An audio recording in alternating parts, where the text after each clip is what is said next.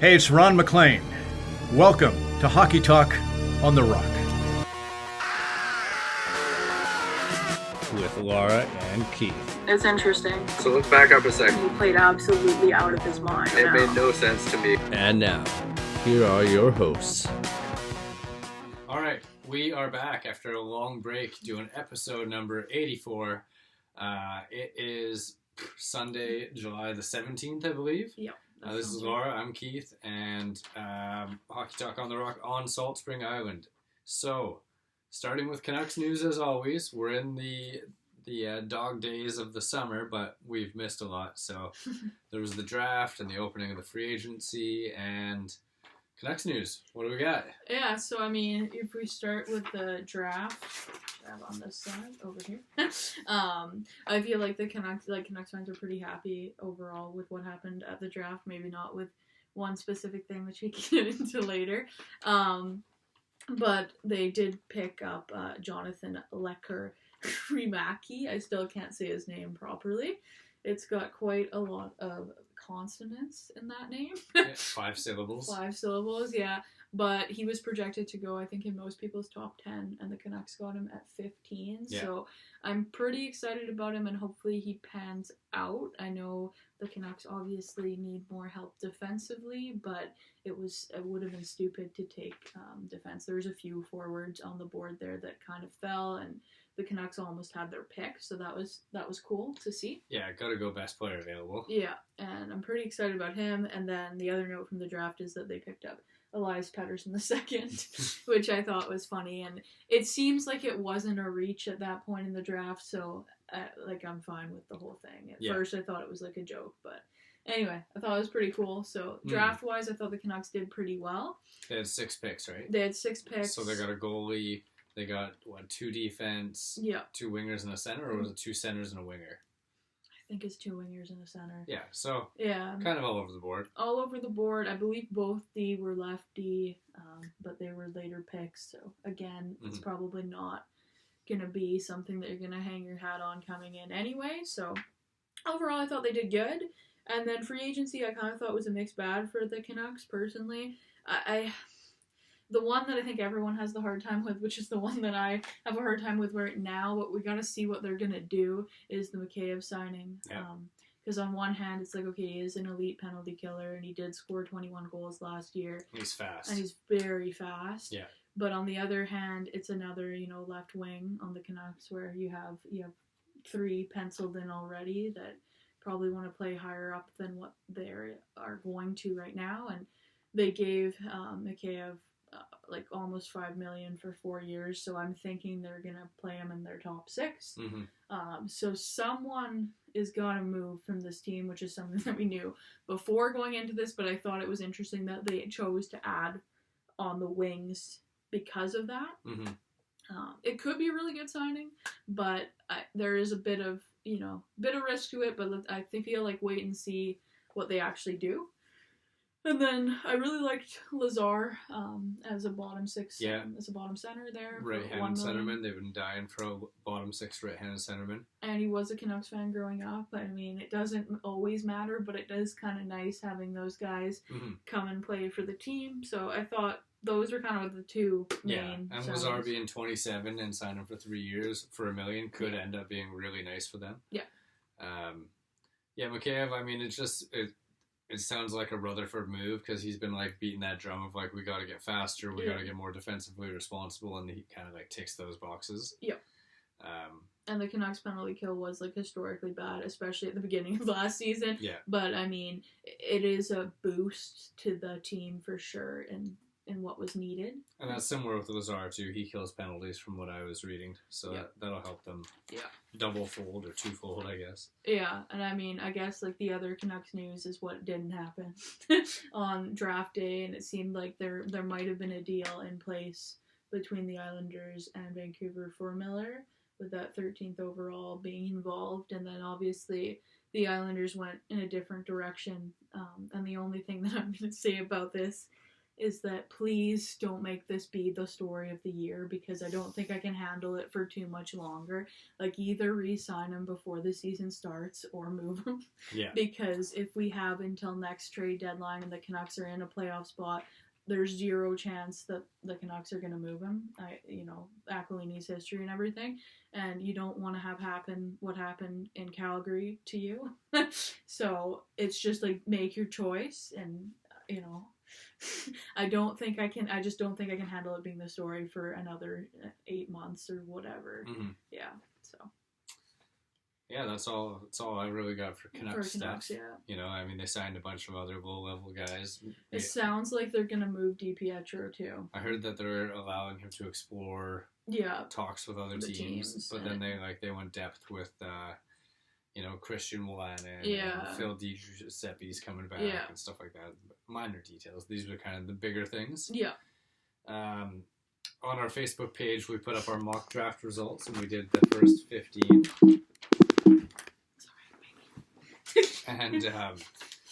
And I got a claim little victory there as you went 0 for 15 on yours. And I got 3 in a row from 6 to 8. So I got 3 out of the top 15, right? So I will say something. For fun by myself, I did a full first round and I went 1 for 32. So, Washington saved me because they picked the Russian. Oh, yeah. Yeah, and that was the only one I got right. So there you go. That was historically bad for me, but... You'll even the score when we get to the signings. Yeah. You can check it out on our Facebook page if you're interested. I was thinking to kind of try to breeze through the major trades. Yeah. And when I started this, I'm like, oh, there's only a few, and there was a ton. Yeah. But going in timeline, before the draft, it started off, and Colorado kicked it off. They got Georgiev, who was New York's backup, for a third, and a 5th round pick, and then immediately signed him. 3 years, I put 3.3 question mark. It was something around that. Yeah. I kind of went win for Colorado because, I think they proved in the playoffs that they didn't need great goaltending with the team they have, so they obviously made that decision to walk away from Kemper. Georgiev has seemed promising. Yeah, I feel like this year he wasn't as good as he was the year before, but, Colorado's a much better team than New York, and I feel like the fact that Colorado's saving $1 million and 1.5 or something on the cap with him instead of Kemper is kind of a win for them. And they'll run that tandem of him and Francouz, and I feel like that will be good enough for them. I think New York did okay. The price that they got back was pretty nice for their backup, but they then went on to sign Halak, and I feel like that is a step back for the team. So I'll give the victory to Colorado on that one too. But yeah. And then the next one was the big first one at the draft. Yeah. Where Ottawa traded the 7th pick and then number 39 and a future 3rd for Alex DeBrincat. And I want to give the win to Ottawa immediately on that one because DeBrincat is awesome. He's got 3 40-goal seasons already or something like that. He's 24. Yeah.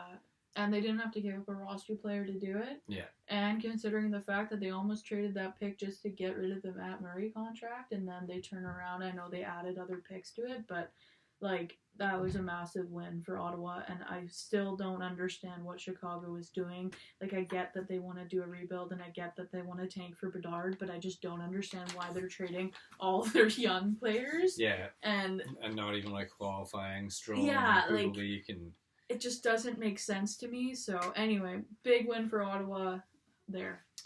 And then next there was the 3-way trade that happened because someone in Vancouver leaked, and Lou Lamoriello decided to go another direction. So New York Islanders got Romanov and the 98th pick from Montreal for the number 13, which Montreal flipped with the 66th pick to get Kirby Dach from Chicago. Yeah. I'm kind of indifferent. I feel again, I don't know why Chicago's trading Kirby Dach. He just drafted him 3rd overall a couple of years ago. Yeah, to me it's okay, again, if you're going to move players out, give him a bigger role, see what he's got. He could probably be around when your team's good again. Yeah. But I guess that they lost faith in him But they did also, if you want to think about it, pass on Bowen Byram to draft Kirby Dach. Yeah. And they end up flipping him for a pick to pick a defenseman. And just the whole string of events is like not making them look good. It feels kind of like new GM trying to get rid of as much as he can and put his own stamp on the team, which is sure probably not going to work for him because he didn't do well in the trades, and we'll get more to that. I mean, there was another one. Arizona moved up.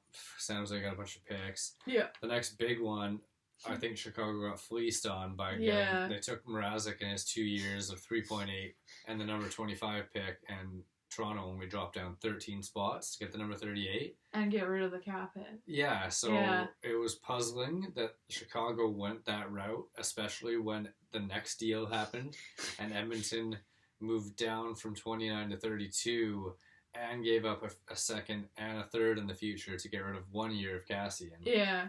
Which was like a little bit less money too. Yeah. It was like, well, I gotta give the win to Toronto for doing what they did, and then give the win to Arizona for getting what they got, because they did get a year of Cassian plus 2 picks. Sure. And they only moved down 3 spots. Yeah. Moved up 3 spots.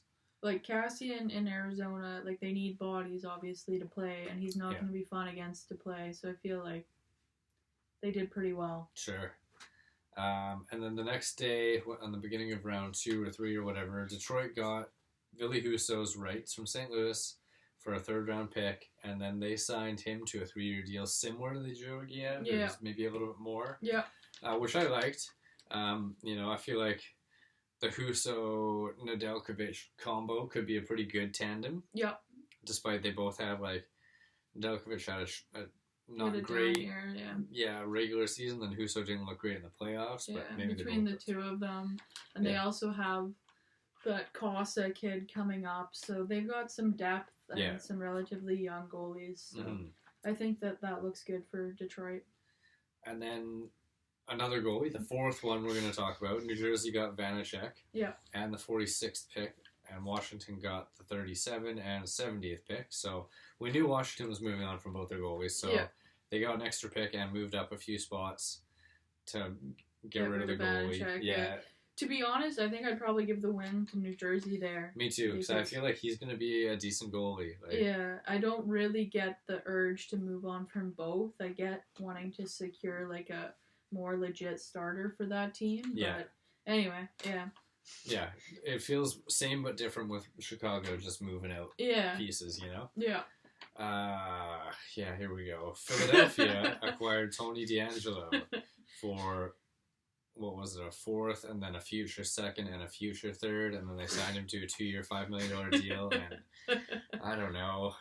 I think Philadelphia is super puzzling, and I mean, if you go back to when they traded to get rid of Gostisbehere's contract, like, to me, Shane Gostisbehere could fill this same role. Totally. You could have just kept him. Totally. And then not had to trade for Ristolainen and not had to trade for DeAngelo. Yeah. So I definitely give the win to Carolina here, because to me, well, kind of moving into what they did later too, like, to me, he served his role in Carolina, but they didn't want to keep him around, and they were able to find a buyer for him. Yeah. Which, I feel like Philly's telling themselves they're going to be a competitor next year, but like I really feel like they're going to be in the Bedard sweepstakes so fast. Yeah.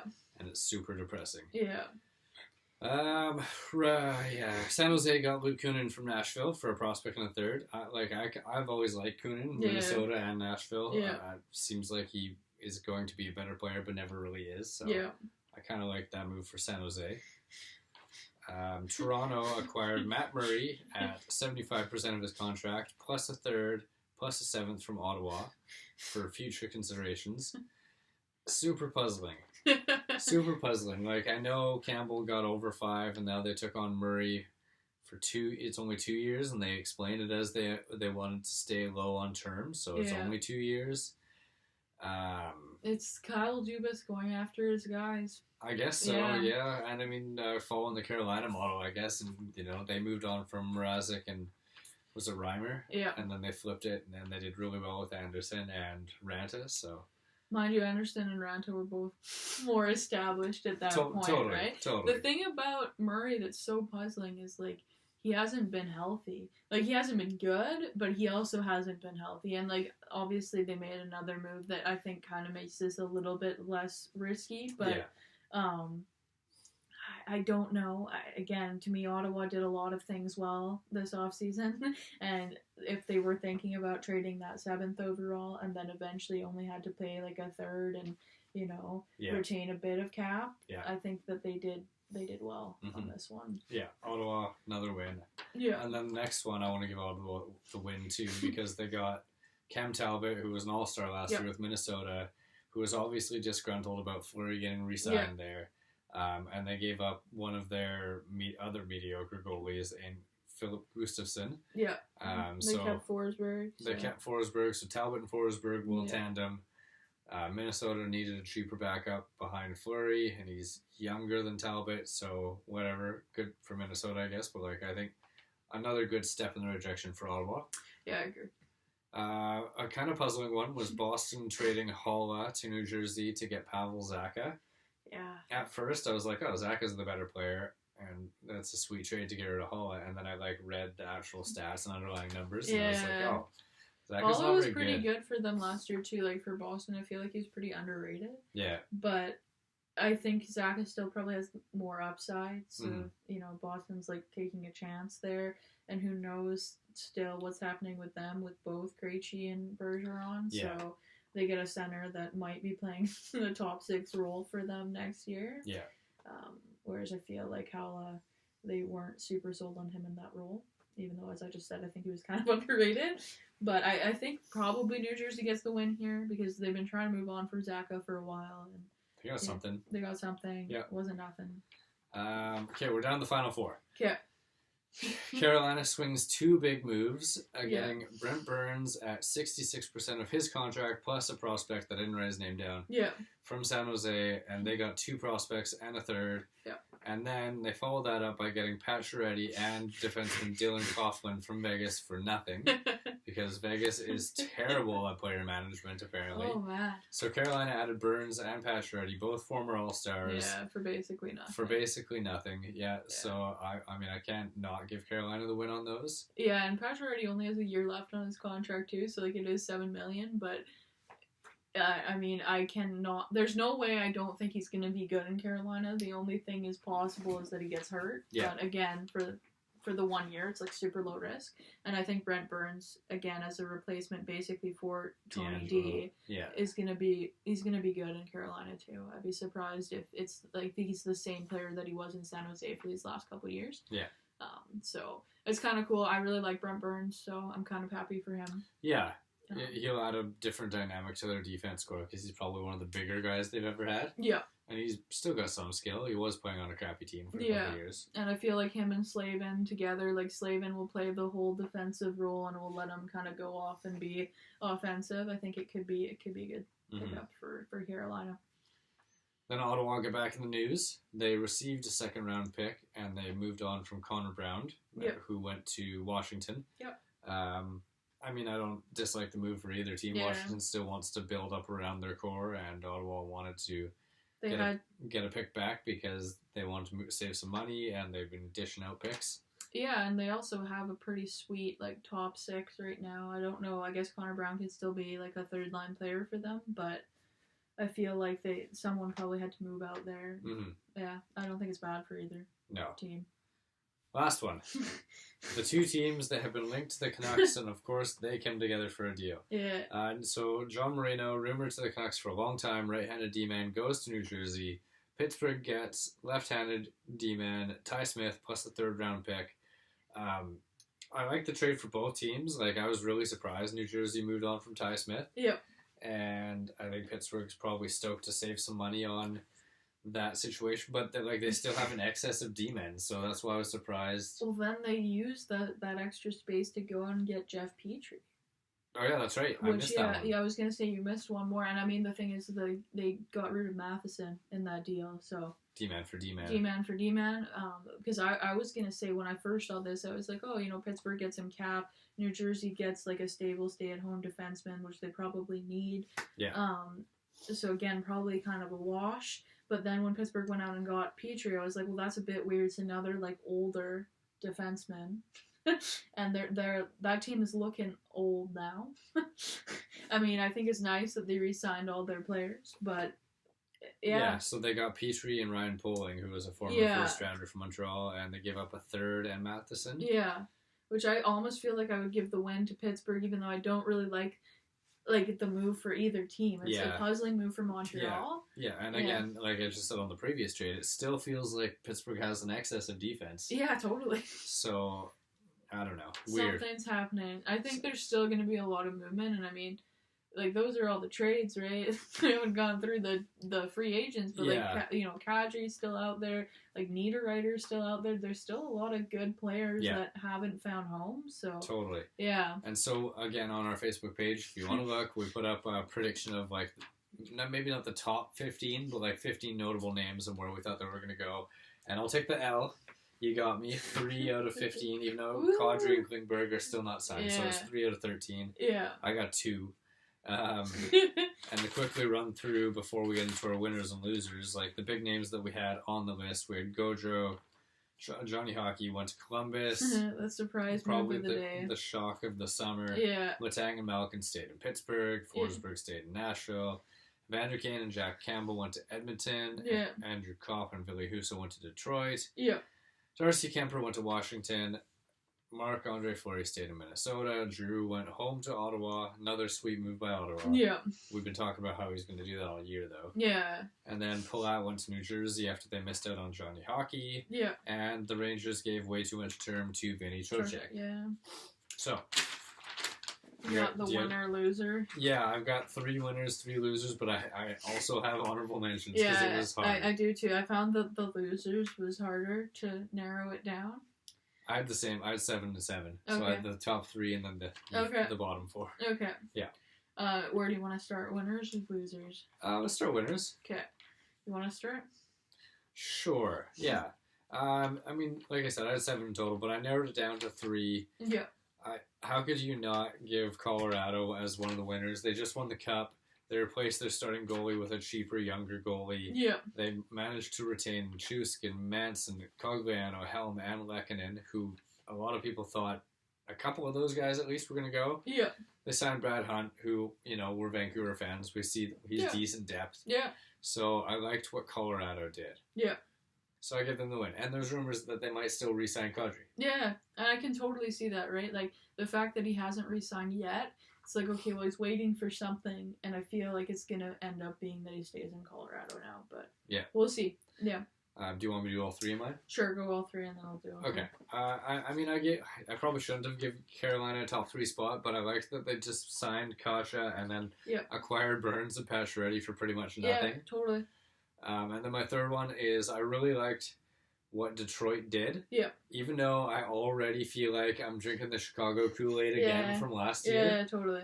But, they had to sprinkle in some veterans and some skill to go with what they're doing. So acquiring and signing Husso, we already talked about the goalies, and then getting Andrew Kopp, David Perron, Ben Sherratt, Dominic Kubalik, Oli Mata, and Mark Pysyk. I was like, that team is significantly better. Like, are they a playoff team? I don't know. Yep. But they're significantly better on paper. Yeah, for sure. So those are my top 3. Okay. So I had Ottawa as the biggest winner. Yeah, I put Ottawa as my close number 4. Yeah, I just feel like in terms of an improved team, I mean, again, their defense is not there, but I wonder if there's still some moves waiting. If Klingberg does end up there, I feel like that will help. But adding DeBrincat without giving up the roster player, I thought that was really smart. They locked up Josh Norris, who I thought, again, was a good move. Giroux comes back home, as we talked about. Then basically exchanged Talbot for Murray for Talbot without giving up too much is pretty nice, right? Yeah. So all of that, I feel like they did really well.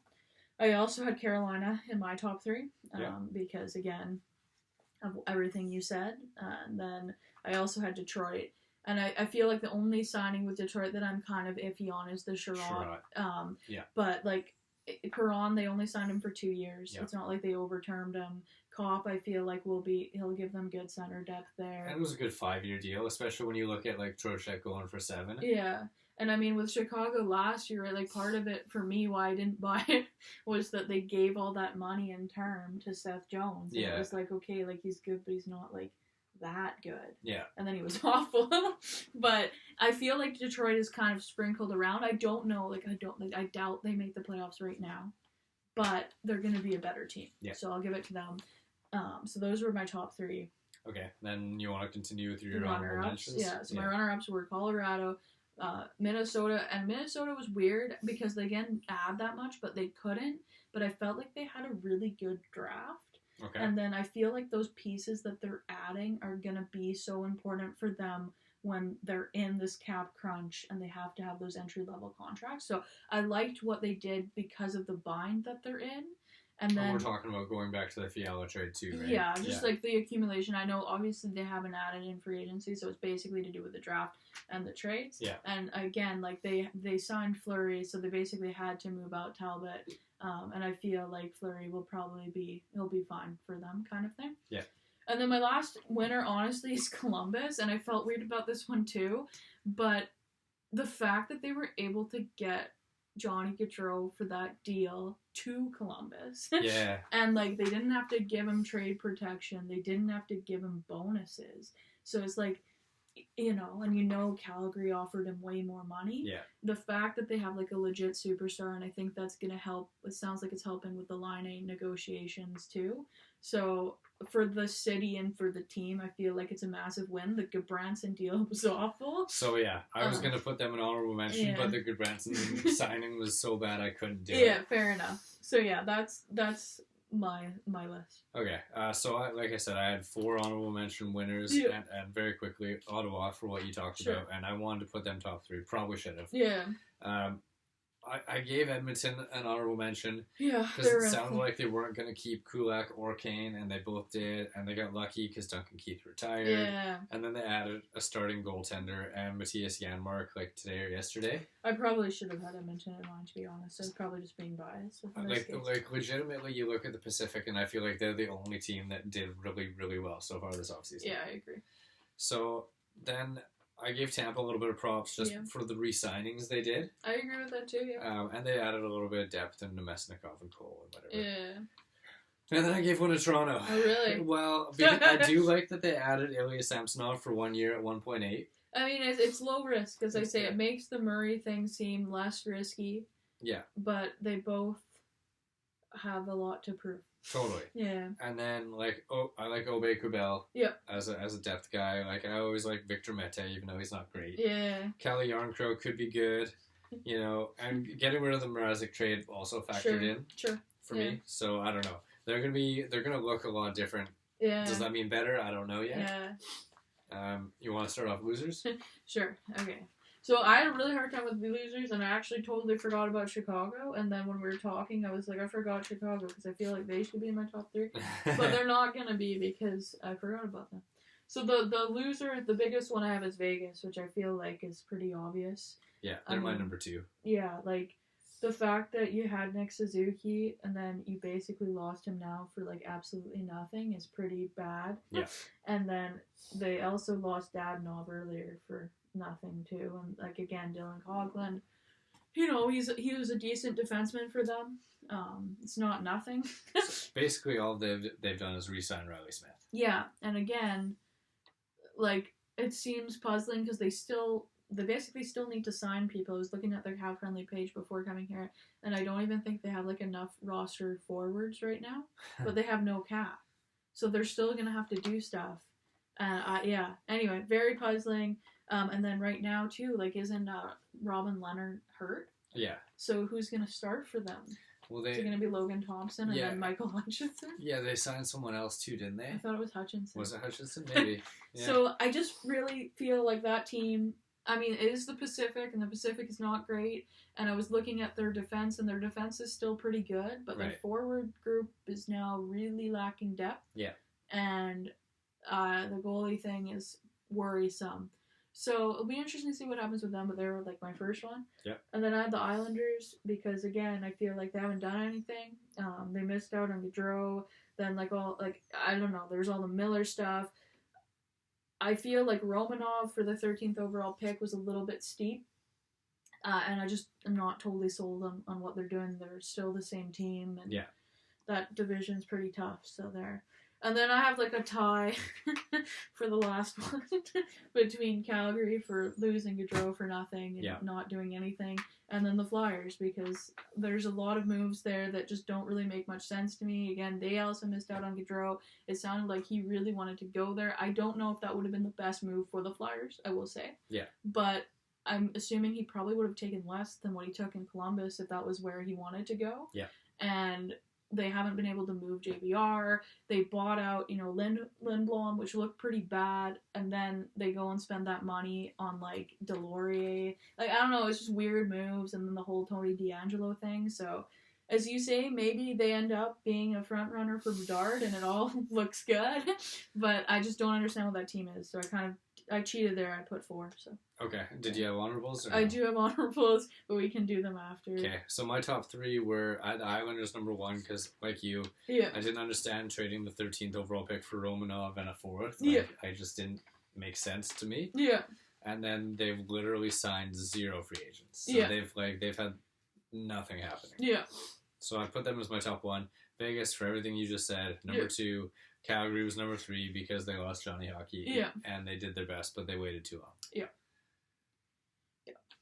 You want me to continue into the... Sure, you can do your honorables. My 4 honorables. Yeah. So, Chicago, probably number 4 on the list with poor return on the DeBrincat trade, and they got fleeced on the Mrazek trade, and they're letting all the young guys go. Yeah, it sounds like, at least for now, Kane wants to stay and see how it goes or something, but just weird puzzling moves to me. Totally. And Kubalik and like Strome, like you couldn't get anything for those guys. For sure, right? I don't know, it's really bad, again, really bad management. Yeah. Then I had Philly. Yeah. Because like you had a superstar who that was your preferred place, and you made some cap money and you spent on D'Angelo and Delorier and like I don't know. It seemed really dumb. And I didn't like the 4 years for Delorier. Yeah. I don't know. I'm not happy with this offseason or everything. Then I had Boston because all they've literally done is they signed Greer in the offseason and they traded Haller for Zaka. Yeah, like the only thing I can say about Boston is if they get both Bergeron and Krejci back, but even then, like, what else have they done to get better? They haven't, and we know that a bunch of their team is hurt to start the season. Yeah. I really feel like the Atlantic is going to be an interesting place to watch next season because that Boston spot that they basically had for so long in the playoffs, I really think is up for grabs, and there's some exciting up-and-coming teams. Final honorable mention loser was Winnipeg. Yeah. Because they have done nothing. They added David Rittich. Yeah, Winnipeg is puzzling too, because again, I was looking at their cap friendly, and they have a ton of cap space. Yeah. So they can do stuff. They just aren't. And then there's like all the Pierre-Luc Dubois debacle stuff that's going around, and that's going to be fun to watch there. So I don't know what Winnipeg's doing, but I agree with you there. The only one that I had different from you was I had Toronto as a loser. Okay. And I feel like this is not biased. I think it's just, for me, I feel like their goalies are worse than what they had last year. At least, like Jack Campbell was really good for them. Mrazek was obviously not. The Murray thing, for me, again, it's the health more than anything. And then Samsonov, he might be good. Like, that might be the one that trades them. Yeah. But I'm not sold on it. They added Yarncroc. They got your guy though. They got Gaudette. They added Gaudette, which I have on here, and Obey Cabell, who I do like. I agree with you. And then like Jordy Ben and Mate and stuff. But like they did lose Mikheyev, and they lost Jack Campbell and they lost Kasha, and Spezza retired, and I feel like the losses outweigh what they've gained so far. But I think they're also a team that's going to have to make another move because it feels like they're over the cap. Now that they signed Engvall today and they still have Sandin, I do think they are. I think they're going to move Kerfoot. I think that's the one that's going to happen, and they've talked about it a lot. And then I think Yarncroc will slide in and be like their third line C. But yeah, that was it for me. And that one, might come back and bite me in the butt. Maybe they win the cup. I mean, that team, right? It's their superstars. That's what matters to that team. So yeah. Anyway. That's it. That's That's it. all I got. That was a lot, I feel like. That was, yeah. But it's been a while and a lot of stuff happened. And now, like I said, dog days of summer, we're going to probably have very little to talk about Yeah. moving forward. I mean, yeah. There'll still be some signings for a little bit. And then, Like you said, there's big names. There's Kadri, Klingberg, Niederreiter, etc. Stuff will happen, but it's going to happen at a lot snailer of a pace. Snailer's not a word, but I went there. Yeah, it's all good. So yeah, we will be back probably, I don't know, a week, 2 weeks, depending on what goes on. Yeah. And we'll get caught up again at that point with episode number 85. But for now, this has been episode number 84. Woo!